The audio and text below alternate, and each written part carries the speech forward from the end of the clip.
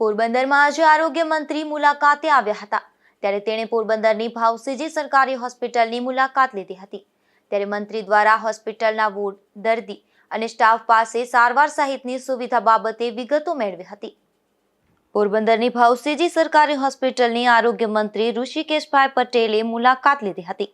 આરોગ્ય મંત્રી દ્વારા હોસ્પિટલમાં આવેલ વિવિધ વિભાગ, વોર્ડ અને ઓપીડીની મુલાકાત લીધી હતી। તેમજ આ મુલાકાત દરમિયાન હોસ્પિટલમાં સારવાર લેવા આવેલા દર્દીઓ પાસે હોસ્પિટલમાં મળતી સુવિધા અંગે પણ માહિતી મેળવી હતી। આ મુલાકાત દરમિયાન હોસ્પિટલમાં દાખલ દર્દીઓના પણ ખબર અંતર પૂછવામાં આવ્યા હતા। પોરબંદરને સરકારે નવી બે ભેટ આપી છે।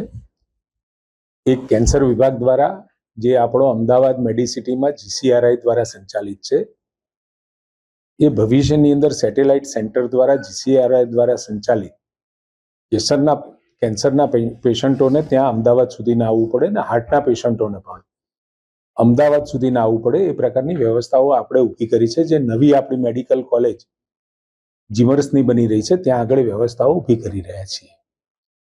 પરંતુ આટલી મોટી વ્યવસ્થાઓ અને મલ્ટી ડાયમેન્શનલ કે જ્યાં આગળ બધા સ્પેશિયાલિસ્ટ ડોક્ટરો મળી રહે એ પ્રકારની પોરબંદરને જ્યારે સુવિધા મળતી હોય ત્યારે જૂની વ્યવસ્થા જે સર ભાવસીજી હોસ્પિટલમાં જે ચાલી રહી છે શિફ્ટ થશે, સ્વાભાવિક છે। અહીંથી ત્યાં આગળ તમામ વ્યવસ્થાઓ નવી મેડિકલ કોલેજમાં શિફ્ટ થાય, થોડું દૂર પણ છે લોકોની દ્રષ્ટિએ, પરંતુ વિસ્તરતા શહેરની સાથે એ પણ નજીક થવાનું જ છે।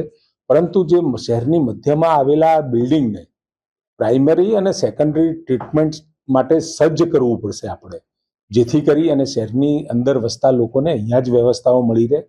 એટલે ચાલુ વ્યવસ્થાઓ પછી નવી ઊભી થયેલી વ્યવસ્થાઓ પછી આ બિલ્ડિંગનો મહત્તમ મેક્સિમમ કેવી રીતે ઉપયોગ કરી શકે અને સાથે પેશન્ટ કેર, ડોક્ટરોની વ્યવસ્થાઓ અને સાથે પેરામેડિકલ સ્ટાફ અને જે મેડિકલને લગતા સાધનો અને દવાઓ, મૂળ વિષય અંતઃ આપણો લાભાર્થી એ પેશન્ટ છે। એ પેશન્ટની સુવિધાઓ માટે જ્યાં મુશ્કેલીઓ લાગતી હોય, નાની મોટી જે પણ લાગતી હોય, સરકારે ખૂબ સારી વ્યવસ્થાઓ ઊભી કરી છે। છતાં પણ ક્યાંક લેકિંગ દેખાતું હોય તો એને ફિલઅપ પણ થઈ શકે અને સારી વ્યવસ્થાઓ ભવિષ્યમાં ઊભી પણ થાય એનો પ્રયત્ન છે। પરંતુ એક વખત સમગ્રપણે આખું એક વિઝન સાથે એનું બારીકાઈથી નિરીક્ષણ થયું હોય, અધિકારીઓ હોય, અમારા ધારાસભ્ય અર્જુનભાઈ પણ સાથે છે, બાબુભાઈ બોખરિયા અને બીજા આગેવાન અને કાર્યકર્તાઓ સાથે સંવાદની સાથે જરૂરી સૂચનાઓ, સૂચનો એ કરવા માટેની આ મારી મહત્વની આજની આ પોરબંદરની અહીંની આ બેઠક હતી અને વિઝિટ પણ હતી। આ પત્યા પછી તરત જ જામનગર એટલે સૌરાષ્ટ્રના મોટા ભાગનો હોસ્પિટલો છે એનો એક પ્રવાસ પૂરો કરી અને એક કોમ્પ્રિહેન્સિવલી સૌરાષ્ટ્ર માટે વધારાની વ્યવસ્થાઓ ભવિષ્યમાં શું થઈ શકે અને મૂળતઃ વિચાર આદરણીય ભૂપેન્દ્રભાઈએ જે વ્યક્ત કર્યો હતો કે દરેક રિજિયનની અંદર જે વ્યવસ્થાઓ અમદાવાદ છે એ જ પ્રકારની વ્યવસ્થાઓ રિજિયન વાઇઝ મળે, એટલે પેશન્ટોને ત્યાં આવવામાં કોઈ તકલીફ ના પડે। આમ તો અમદાવાદ આવે એટલે તકલીફ પડતી હોય છે, પરંતુ અહીંયા જ એની સારવાર ઉપલબ્ધ થાય એ પ્રકારની વ્યવસ્થાઓની દિશા તરફ રાજ્ય સરકાર છે। એ સૂચનાઓ આપી, તમને મેં જે સૂચનાઓ આપું છું એ મોટા ભાગની જે વાત છે એ નવું આધુનિકરણ અને સાથે પેશન્ટ કેરની વાત છે અને જે સૂચનાઓનો વિષય છે જાહેર પબ્લિશ કરવાનો વિષય નથી। જે હશે અમારા ડોક્ટર મિત્રો, અધિકારી મિત્રો સાથે ચોક્કસ શેર કરીશું। વ્યવસ્થા ઊભી થઈ જશે। નવી આપણે 108માંથી આઈસીયુ ઓન વ્હીલ્સ અને સાથે બીજી એમ્બ્યુલન્સ ખરીદી રહ્યા છીએ।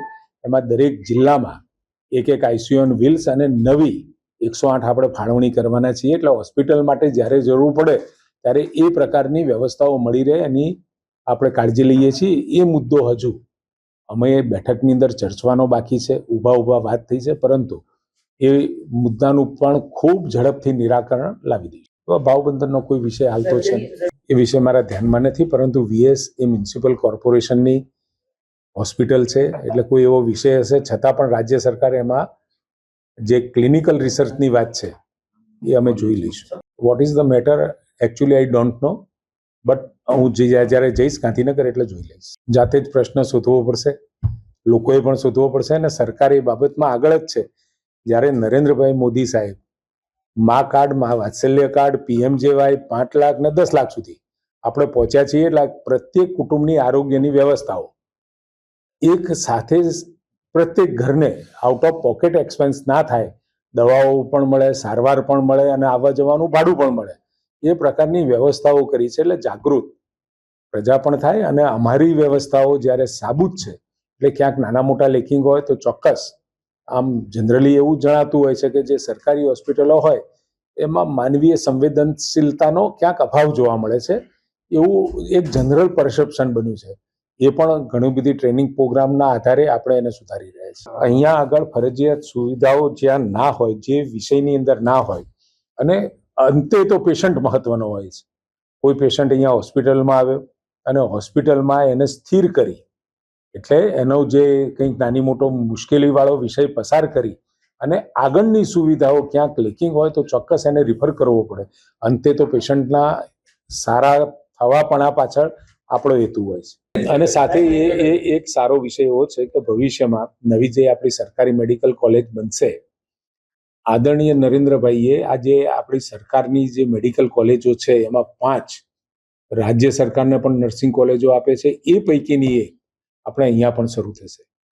હોસ્પિટલની મુલાકાત દરમિયાન પોરબંદરના ધારાસભ્ય અર્જુનભાઈ મોઢવાડિયા, પૂર્વ કેબિનેટ મંત્રી બાબુભાઈ બોખીરિયા, રામદેવભાઈ મોઢવાડિયા તેમજ આરોગ્ય વિભાગના ઉચ્ચ અધિકારીઓ અને MS ડોક્ટર ગૌરવ ભંભાણી પણ ખાસ ઉપસ્થિત રહ્યા હતા. અશોક થાનકી, ગુજરાત ન્યૂઝ, પોરબંદર.